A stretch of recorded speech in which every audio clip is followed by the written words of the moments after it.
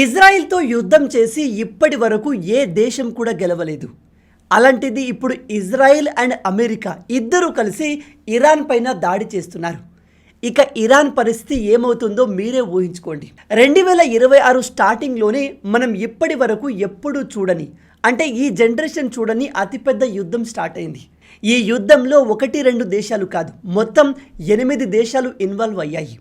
మీ అందరికీ ఇప్పటికే తెలిసి ఉంటుంది. ఇజ్రాయెల్ అండ్ అమెరికా కలిసి నిన్న ఇరాన్ పైన యుద్ధాన్ని స్టార్ట్ చేశాయి. మిసైల్స్ని ఇజ్రాయెల్ నుంచి లాంచ్ చేశారా లేదా మిడిల్ ఈస్ట్లోని అమెరికన్ మిలిటరీ బేస్ నుంచి చేశారా అనే విషయం పైన ఇప్పటి వరకు క్లారిటీ లేదు. కానీ మొత్తంగా ఇరాన్లోని 5 ప్రాంతాల్లో మిసైల్స్తో దాడి చేశారు. ఒక విషయాన్ని గుర్తుపెట్టుకోండి, ఇజ్రాయిల్ ఒక దేశం పైన మిసైల్తో దాడి చేస్తుంది అంటే వాళ్ళు బ్యాక్గ్రౌండ్లో ఎంతో రీసెర్చ్ చేస్తారు. అన్ని విధాలా క్యాలిక్యులేట్ చేసి శత్రువుల్ని ఎక్కడ కొడితే ఎక్కువగా డ్యామేజ్ జరుగుతుందో ఆ ప్లేస్ని వాళ్ళు సెలెక్ట్ చేసి మరి టార్గెట్ చేస్తారు. మీరు ఇక్కడ మ్యాప్లో చూసినట్టయితే ఇరాన్లోని మొత్తం 5 ప్రాంతాల్లో మిసైల్స్తో దాడులు చేశారు.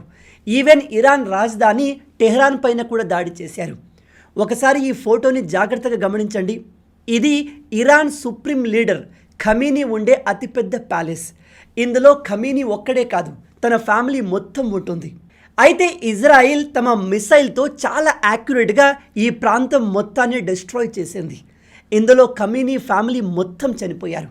ఖమీనీ కొడుకులు, కోడళ్ళు, మనవళ్ళు ఇలా మొత్తం ఫ్యామిలీ ఎలిమినేట్ అయిపోయింది. ఇజ్రాయిల్ చేసిన మొదటి దాడిలోనే ఈ ఖమీనీ కూడా చనిపోయాడు. కానీ ఆ విషయం ఎవరికీ బయట తెలియనివ్వలేదు.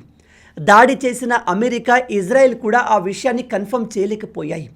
కానీ వన్స్ దాడి అయిపోయిన తర్వాత అక్కడ ఎటువంటి డ్యామేజ్ జరిగింది అనే విషయాన్ని ఇజ్రాయిల్ గ్రౌండ్లో ఉన్న తమ మనుషుల్ని ఉపయోగించి క్లియర్గా తెలుసుకుంటే అప్పుడు తెలిసిన విషయం ఏమిటంటే ఇరాన్ సుప్రీం లీడర్ ఖమీనీ ఇక లేడు. అతని బాడీ ఈ బిల్డింగ్ అవశేషాల్లో దొరికింది. ఈ విషయాన్ని ట్రంప్ కూడా తన సోషల్ మీడియాలో కన్ఫర్మ్ చేశాడు. ఇలా ఖమీనీని ఎలిమినేట్ చేయడం మామూలు విషయం కాదు. 47 సంవత్సరాల క్రితం ఇరాన్లో ఇస్లామిక్ రెవల్యూషన్ వచ్చి, ఒకసారి ఇక్కడ కనిపిస్తున్న ఫోటో చూడండి. ఇలా అన్ని విధాల ఫ్రీడమ్తో కలకల్లాడుతున్న ఇరాన్ ఇదిగో ఇలా ఇస్లామిక్ లీడర్ అండర్లో ఫ్రీడమ్ లేకుండా అయింది. అప్పటి నుంచి ఇప్పటి వరకు ఇరాన్లోని ప్రజలు నరకాన్ని అనుభవించారు. నేను ఈ విషయాన్ని ఊరికే గాల్లో చెప్పట్లేదు, మీకు గుర్తుండే ఉంటుంది. సరిగ్గా నెల కింద ఇరాన్లోని ప్రజలు ఈ ఖమీనీ గవర్నమెంట్కి అగెన్స్ట్గా భారీ ఎత్తున ప్రొటెస్ట్ చేశారు. అయితే అక్కడి ప్రజలు ఎందుకు ప్రొటెస్ట్ చేశారు అంటే ఈ ఖమీనీ గవర్నమెంట్ ప్రజలకు ఫ్రీడమ్ లేకుండా చేసింది. మహిళలు బయటకు రావాలి అంటే బుర్కా వేసుకుని రావాలి. వాళ్ళు తమకు నచ్చిన బట్టలు వేసుకోరాదు. అలా వేసుకుంటే మోరల్ పోలీసులు వాళ్ళను పట్టుకొని జైల్లో వేస్తారు. కొన్ని రోజుల కింద ఒక అమ్మాయి హిజాబ్ సరిగా వేసుకోలేదు అని ఆమెను పోలీసులు కొట్టి చంపేశారు. అప్పటి నుంచి ఇరాన్లో ప్రొటెస్టులు మరింత ఎక్కువయ్యాయి. అయితే జనవరిలో ఈ ప్రొటెస్టులు భారీ ఎత్తున జరిగాయి. అప్పుడు ఈ అతి క్రూరుడైన ఖమీనీ ఏం చేశాడో తెలుసా? ఎవరైతే గవర్నమెంట్కి అగెన్స్ట్గా ప్రొటెస్ట్ చేస్తున్నారో వాళ్ళను ఐడెంటిఫై చేసి మొత్తం దాదాపు 30,000 మందిని చంపించేశాడు. ఎస్, 30,000 మందిని. అందుకే వీడు అసలైన డిక్టేటర్. కానీ మన దేశంలోని కొంతమంది సిగ్గులేని జర్నలిస్టులు, లెఫ్ట్ లాబీలు వీని సపోర్ట్ చేస్తాయి. ఇక అమెరికా అండ్ ఇజ్రాయిల్ ఇరాన్ పైన ఎందుకు దాడి చేశాయి అనే విషయానికి వస్తే, ఇరాన్ ఈ మిడిల్ ఈస్ట్ రీజియన్ మొత్తానికి లీడర్ అవ్వాలి. ప్రపంచం మొత్తంలో ఇస్లాంని ఎస్టాబ్లిష్ చేయాలి, షరియా లాని తీసుకురావాలి అనే రాడికల్ ఆలోచనలు కలిగిన దేశం. నిజం చెప్పాలంటే ఇరాన్ దేశంలోని ప్రజలు మంచి వాళ్ళే, కానీ ఆ దేశాన్ని రూల్ చేసే వీళ్ళు రాడికల్ ఉగ్రవాద మైండ్ సెట్ కలిగిన వాళ్ళు. అయితే ఈ ఇరాన్ ఈ మిడిల్ ఈస్ట్ రీజియన్ మొత్తంలో ఉగ్రవాదాన్ని స్ప్రెడ్ చేస్తుంది. ఉదాహరణకి యెమెన్లో ఉండే హూతీ రెబల్స్కి ఇరాన్ సపోర్ట్ చేసేది. లెబనాన్లో ఆపరేట్ చేస్తున్న హిజ్బుల్లా ఉగ్రవాదుల్ని క్రియేట్ చేసింది ఇరాన్. అలాగే ఇప్పుడు ఇజ్రాయెల్ పైన దాడి చేస్తున్న హమాస్ ఉగ్రవాదుల్ని క్రియేట్ చేసింది కూడా ఇరానే. ఈ ఇరాన్ ఇజ్రాయెల్కి ఒక అతిపెద్ద సెక్యూరిటీ థ్రెట్గా మారింది. అలాగే ఇరాన్కి అమెరికా అంటే అస్సలు పడదు. అమెరికాను నాశనం చేయాలి అనేది ఇరాన్ లైఫ్ గోల్. అందుకే వీళ్ళు అమెరికాను హిట్ చేసే వెపన్స్ని తయారు చేయాలి అనే ఆలోచనతో న్యూక్లియర్ వెపన్స్ని తయారు చేయడం మొదలుపెట్టారు. న్యూక్లియర్ వెపన్స్ తయారు చేయడానికి కావలసిన కీ రా మెటీరియల్ యురేనియం. దీన్ని వీళ్ళు ఇతర దేశాల నుంచి ప్రొక్యూర్ చేయడం మొదలుపెట్టారు. వాళ్ళ దేశంలో సీక్రెట్ ప్లేస్లో అండర్ గ్రౌండ్లో ఈ న్యూక్లియర్ వెపన్స్ని తయారు చేయడం మొదలుపెట్టారు. ఈ విషయం తెలిసి జస్ట్ కొన్ని నెలల క్రితమే అమెరికా అండ్ ఇజ్రాయెల్ కలిసి వీళ్ళ న్యూక్లియర్ సైట్ పైన దాడి చేశారు. అయినా కూడా ఇరాన్ ఆగలేదు, తమ ఎక్స్పెరిమెంట్ని మరింత వేగవంతం చేసింది. ఇలాంటి సమయంలో ఇజ్రాయెల్ అండ్ అమెరికా పరిస్థితి తమ చేదాటక ముందే, అంటే ఇరాన్ న్యూక్లియర్ వెపన్స్ని తయారు చేయకముందే ఆ దేశంలో ఉన్న ఈ రాడికల్ ఖమీనీ గవర్నమెంట్ని తొలగించాలి అనుకుని ఇప్పుడు దాడిని మొదలుపెట్టాయి. ఇక్కడ ఇంట్రెస్టింగ్ విషయం ఏంటో చెప్పనా, మన దేశంలో ఉన్న కొంతమంది ముస్లింలు ప్రజెంట్ ఇరాన్లో ఉన్న గవర్నమెంట్ని, ఈ ఖమీనీని సపోర్ట్ చేస్తున్నారు. అలా ఎందుకో తెలుసా? కేవలం వీడు ఇస్లాం సపోర్టర్ అనే కారణంతో మాత్రమే. కానీ ఇరాన్లో ఉన్న ప్రజలు, వాళ్ళు కూడా ముస్లింలే, వాళ్ళు ఈ ఖమీనీ ప్రభుత్వాన్ని విపరీతంగా హేట్ చేస్తారు. ఎందుకంటే ఈ ఖమీనీ వాళ్ళకు ఫ్రీడమ్ లేకుండా చేశాడు. గాజాలో, పాలస్తీనాలో ముస్లిం ప్రజలు చనిపోతే మన దేశంలోని కొంతమంది జర్నలిస్టులు అండ్ లీడర్లు గాజాని సపోర్ట్ చేస్తూ ఇజ్రాయెల్ తప్పు చేస్తుంది అంటూ ముసలి కన్నీరు కార్చారు. కానీ జస్ట్ ఒక నెల కింద దాదాపు 30,000 మంది ఇరాన్ ప్రజల్ని, వాళ్ళు కూడా ముస్లింలే, వాళ్ళను ఈ ఖమీనీ గాడి ప్రభుత్వం చంపేస్తే ఒక్కడు కూడా మాట్లాడలేదు. అలా ఎందుకు? గాజా ప్రజల ప్రాణాలు వీళ్లకు ఎందుకు ఇంపార్టెంట్? ఇరాన్ ప్రజలు చనిపోతే వీళ్ళు ఎందుకు కామ్గా ఉన్నారు? ఎందుకంటే ఇరాన్ ప్రజల ప్రాణాలు వీళ్ళ ఎజెండాలో ఫిట్ కావు. గాజాలో ప్రజలపైన దాడి చేస్తుంది ఇజ్రాయిల్, అంటే నాన్ ముస్లిం. కాబట్టి వీళ్ళు నోటికి వచ్చింది వాగవచ్చు, ముసలి కన్నీరు కార్చి డ్రామా క్రియేట్ చేయవచ్చు. కానీ ఇరాన్లో ఉన్న ముస్లిం గవర్నమెంట్ అక్కడి ముస్లిం ప్రజల్ని చంపేస్తే మాత్రం మాట్లాడకూడదు. ఎందుకంటే చంపింది కూడా ముస్లిం లీడర్సే కాబట్టి. అండ్ ఇలాంటి చిల్లరగాళ్ళు బంగ్లాదేశ్లో హిందువులపై దాడులు జరుగుతున్నప్పుడు కూడా మాట్లాడకుండా నోరు మూసుకొని కూర్చున్నారు. ఇలాంటి వాళ్ళు మన తెలుగులో కూడా చాలామంది ఉన్నారు. ఎనీవే, ఇరాన్ ప్రజలు కూడా ఈ ఖమీనీ నుంచి ఫ్రీడమ్ కోరుకుంటున్నారు. అందుకే ఇప్పుడు అమెరికా అండ్ ఇజ్రాయెల్ కలిసి ఇరాన్ పైన దాడి చేశాయి. నిజం చెప్పాలంటే ఇజ్రాయెల్తో యుద్ధం చేసి ఇప్పటి వరకు ఏ దేశం కూడా గెలవలేదు. ఇరాన్కి ఇజ్రాయెల్ ఒక్కటే చాలా ఎక్కువ, కానీ ఇజ్రాయెల్కి అమెరికా కూడా తోడైంది. కాబట్టి ఇరాన్ని మడత పెట్టడం వీళ్ళకు పెద్ద సమస్య కాదు. ముందుగా ఇరాన్లోని 5 ప్లేసెస్లో పక్కా ప్లానింగ్ ప్రకారం అన్ని రకాల రీసెర్చ్ చేసి టార్గెట్లను ఎలిమినేట్ చేశారు. ఇందులోనే ఖమీనీ కుటుంబం, ఖమీనీ కూడా చనిపోయాడు. ఈ దాడి జరిగిన వెంటనే ఇరాన్ కూడా తిరిగి దాడి చేసింది. అయితే ఈ ఖమీనీ గవర్నమెంట్ ఎంత చిల్లరది అంటే, ఎలాగో అమెరికా అండ్ ఇజ్రాయెల్ కలిసి మా దేశాన్ని నాశనం చేస్తారు, కాబట్టి మేము ఒక్కరమే ఎందుకు నాశనం అవ్వాలి అని తమ పక్కనే ఉన్న ఇతర ముస్లిం దేశాలని కూడా వీళ్ళు నాశనం చేద్దామని డిసైడ్ అయ్యారు. వాళ్ళపైన మిసైల్స్తో దాడి చేశారు. ఇక్కడ ఇజ్రాయిల్ అండ్ అమెరికా కలిసి ఇరాన్ పైన దాడి చేసినప్పుడు ఇరాన్ ఇజ్రాయెల్ పైన దాడి చేయాలి లేదా అమెరికా పైన దాడి చేయాలి. కానీ వీళ్ళు తమ తోటి ముస్లిం దేశాలని ఎందుకు దాడి చేసినట్టు? మీరు నమ్మరు, Saudi Arabia, UAE, Bahrain, Qatar, Kuwait, ఈ అన్ని దేశాలపైన ఇరాన్ మిసైల్స్తో దాడి చేసింది. అది కూడా 1-2 కాదు, 100 మిసైల్స్ అండ్ డ్రోన్స్తో దాడి చేసింది. గత కొన్ని రోజులుగా దుబాయ్ ప్రపంచంలోనే సేఫెస్ట్ ప్లేస్ అంటూ చాలా రీల్స్ అండ్ సోషల్ మీడియా పోస్టులు వైరల్ అయ్యాయి. చాలామంది మన దేశంలోని ఎంతో అంత సంపాదించిన వాళ్ళు కూడా దుబాయ్కి షిఫ్ట్ అవ్వడం మొదలుపెట్టారు. వేరే దేశానికి షిఫ్ట్ అవ్వడంలో ఎటువంటి తప్పు లేదు. కానీ నువ్వు వెళ్తూ వెళ్తూ నీ సొంత దేశం గురించి నోటికి వచ్చినట్టు వాగడం తప్పు. చాలామంది మన ఇండియాను ఈ దుబాయ్తో, ఇతర రిచ్ మిడిల్ ఈస్ట్ సిటీస్తో, కంట్రీస్తో పోల్చి మన దేశాన్ని తక్కువ చేసి మాట్లాడతారు. కానీ ఇప్పుడు చూడండి, ఇరాన్ వేసిన మిసైల్స్ని మిడిల్ ఈస్ట్ దేశాలు కూడా ఆపలేకపోతున్నాయి. ఎంతో సేఫెస్ట్ సిటీ అయిన దుబాయ్లో మిసైల్స్ పడ్డాయి. ప్రపంచంలోనే అతిపెద్ద బిల్డింగ్ అయిన బుర్జ్ ఖలీఫా పక్కనే బ్లాస్ట్ జరిగింది. ఈ హోటల్ని మీరు ఎక్కడో అక్కడ వీడియోలో చూసే ఉంటారు. ఇది రిచెస్ట్ బుర్జ్ అల్ అరబ్ హోటల్. దీనిపైన కూడా దాడి జరిగింది. కానీ ఆపరేషన్ సింధూర్ జరుగుతున్నప్పుడు మనం ఒక న్యూక్లియర్ పవర్ కంట్రీ అయిన పాకిస్తాన్తో యుద్ధం చేస్తున్నాము. అయినా కూడా పాకిస్తాన్ నుంచి ఒక్క మిసైల్ అయినా మన ఇండియా పైన పడిందా? బ్రో, పాకిస్తాన్ దగ్గర మన పైన వేయడానికి అసలు మిసైల్సే లేవు అనుకోకండి.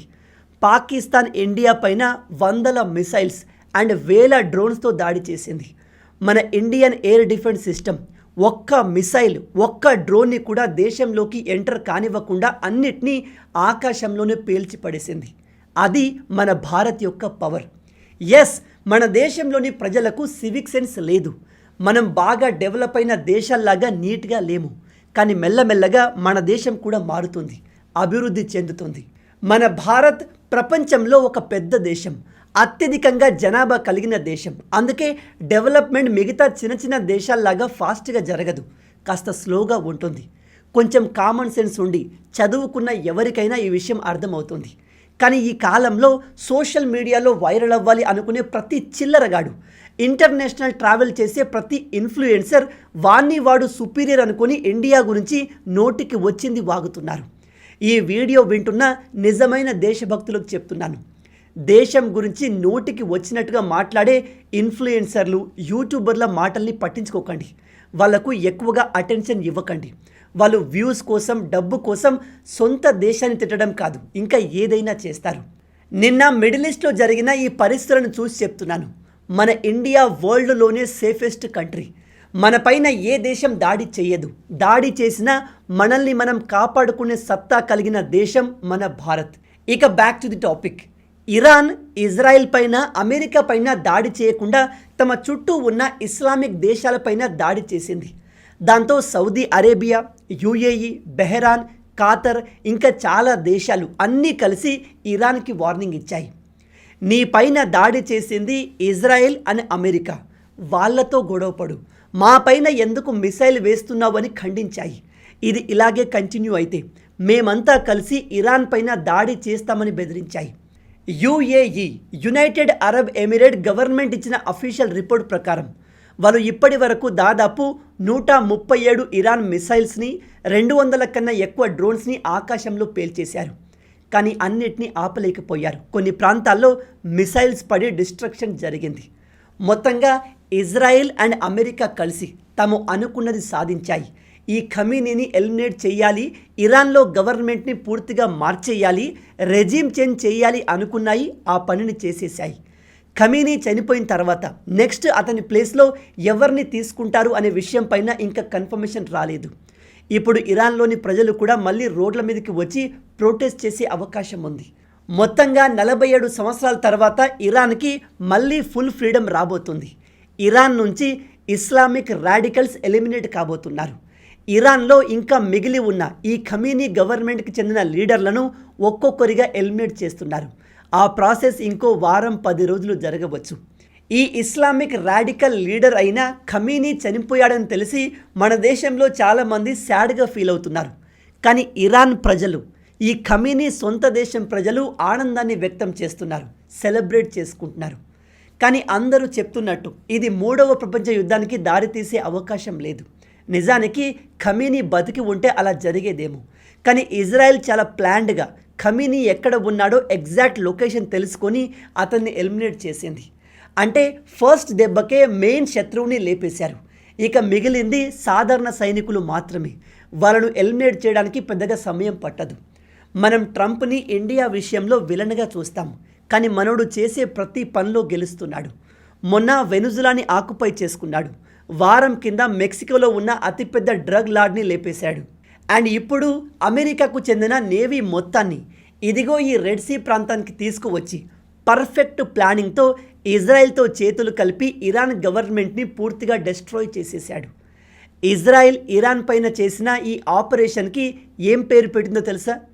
ఆపరేషన్ లయన్ రోర్, అంటే సింహగర్జన అని అర్థం. నిజంగా ఇజ్రాయెల్ చూడడానికి ఇంతే ఉంటుంది, కానీ దీని పవర్ మామూలుది కాదు. నేను మళ్ళీ చెప్తున్నాను, ఇజ్రాయెల్తో యుద్ధం చేసి ఇప్పటి వరకు ఏ దేశం గెలవలేదు.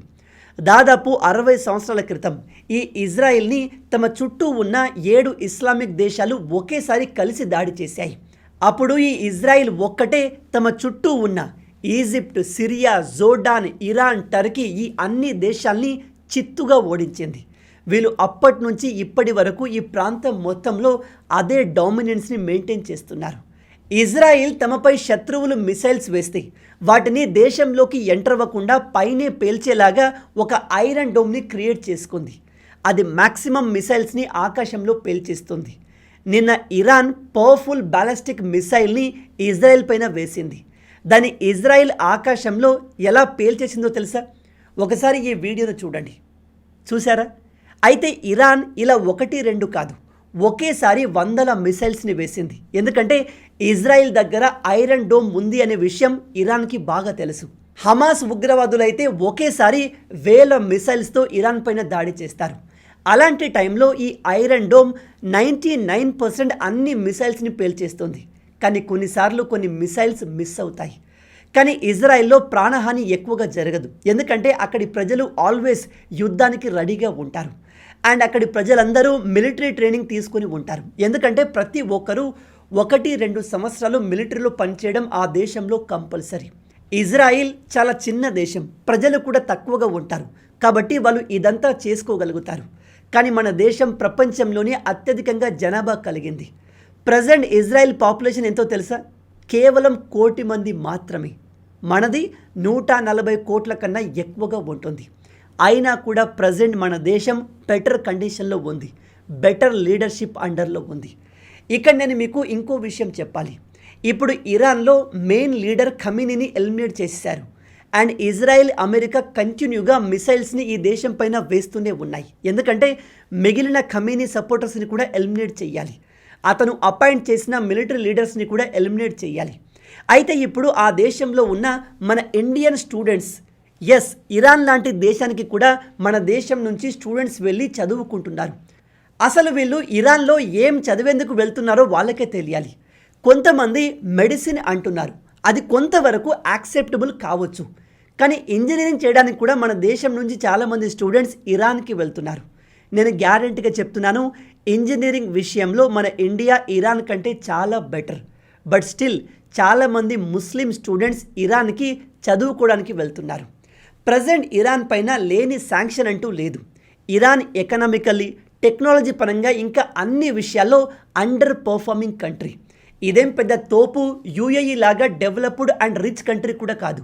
స్టిల్ మన దేశం నుంచి కొంతమంది అక్కడ చదువుకోవడానికి వెళ్తున్నారు. వీళ్ళు అక్కడికి వెళ్ళి ఏం చదువుతున్నారో వాళ్ళకే తెలియాలి.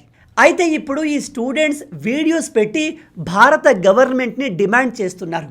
మమ్మల్ని ఈ దేశం నుంచి ఇండియాకు తీసుకెళ్ళండి, మేము ఇక్కడ ట్రాప్ అయిపోయాము, చుట్టూ మిసైల్స్ పడుతున్నాయి, కాపాడండి అంటూ అడుగుతున్నారు.